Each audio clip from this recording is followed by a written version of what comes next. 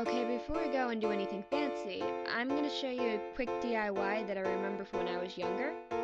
All you're going to need is a short length of ribbon and a bar pin, which you're going to want because they're the most comfortable to use. You'll wrap the ribbon around your neck, and giving yourself plenty of room and being very, very careful, you're going to use the pin to pin the ribbon in place. Once this is done, you should have a very classic looking choker. Now, it's not something I was just doing because, well, I've got an issue with pins near my neck, but I figured I'd show it to you because it's a very classic look and I do remember quite a few people liking it. Now, on to the rest of the necklaces. We're going to start off with as basic as we can with this choker. You will need scissors, ribbon clamps, a clasp, jump rings, a chain extension, a measuring tape, some ribbon, and some needle nose pliers. You'll also want some glue. Use your measuring tape to measure around your neck to find the size of ribbon you want. Remember, the shorter the measurement, the tighter the choker is going to be, and nobody wants to die here, so give yourself some room to breathe. I came up with 12 inches for my choker. You're going to measure this out on your ribbon and cut it the exact length you want. After this, you are going to place some no fray on the ribbon, or glue if you're like me, and then after it dries, you're going to cut off any fraying edges you have.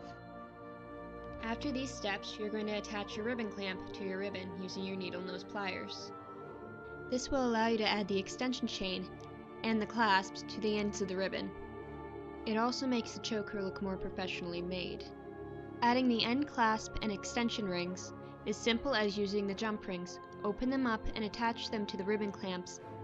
Place clasp or extension onto the ring and then press the ring back into its original shape. Congratulations, you have just finished your first choker.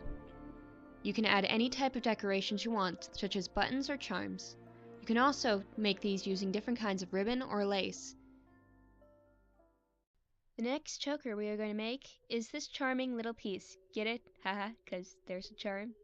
It's funny. For this project, you will need glue, needle nose pliers, a measuring tape, scissors, ribbon, an extension chain, clasps, 3 jump rings, a charm, ribbon clamps, and a ring. We'll start off by getting the measurement around your neck once again. However, this time instead of just using that measurement, we are going to take that measurement and subtract the ring from it. Don't divide it in half or anything like that, it's just whatever measurement you need for your neck minus the ring. Cut 2 pieces of ribbon this size. Once this is done, you're going to take one of your pieces of ribbon and slide the ring on it, with the right side of your ribbon facing outwards. Then you're taking your glue and gluing down the ribbon. Just like so. Now you're going to repeat this process with the next piece of ribbon, making sure the loop is right in the center of the ribbon. Once this is done, you're going to want to let it dry, but while it's drying, you might want to go through and wipe off any excess glue, or, make sure it's tacked down correctly. Once the piece is dry, trim off any ends that may be fraying, then add the ribbon clamps to the ends. Once again, you are going to use jump rings to attach the clasp and extension chain to the end of the chokers. At this point, you could be done if you like. However, if you wish to add a charm, use another jump ring to attach charm to the middle ring. And then you're done! Okay, now for the final choker we are making today, I had some trouble filming it. However, I still find it rather cute and I hope that I can explain it well enough that you can replicate it yourself. For this choker, you will need a large button, various ribbons, ribbon clamps, a clasp, extension chain, jump rings, and a small amount of wire to use as a makeshift needle. We'll start by pushing the wire through the ends of one of the ribbons and then folding the wire in half. Twist the ends of your wire together and you'll have a needle. You could use a large-eyed needle for this. It would work just as well, but I find that it makes it easier to use this method, making it so there's less going through the buttonhole at one time. Once this is done, thread the ribbon through the button, connecting the diagonal holes and pulling the ribbon through until the button rests in the middle. Repeat this process for the other side, as well as additional ribbons that you would like to add to the choker. Lay out your new creation.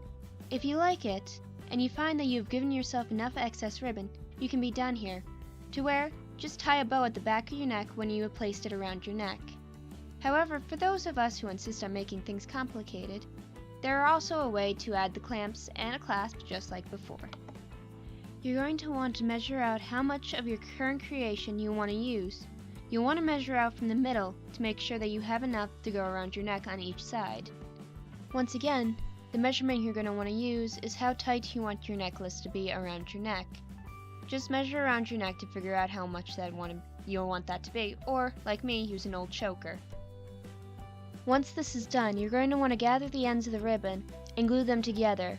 Once dried, they will be stable enough to handle one of your ribbon clamps to hold them all together. Add the jump rings, clasps, and chain extensions just like you've done before, and you're done!